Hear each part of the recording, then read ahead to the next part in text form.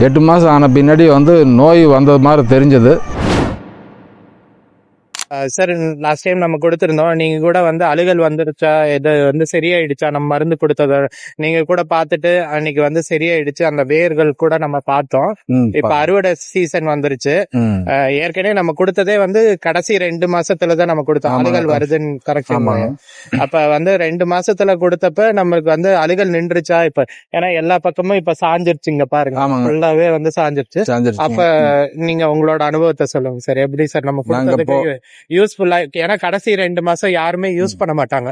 ஏன்னா முடிய போற டைம் எல்லாம் அழுகுதானே வருது, வந்தாலும் பரவாயில்லன்னு.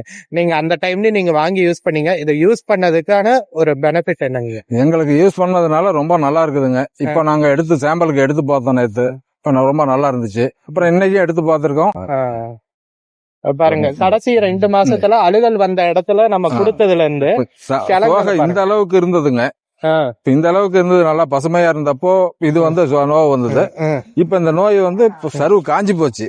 காஞ்சாலும் மஞ்சள் அதனால எந்த பிரச்சனையும் இல்ல. பாருங்க, நல்லா இருக்கு.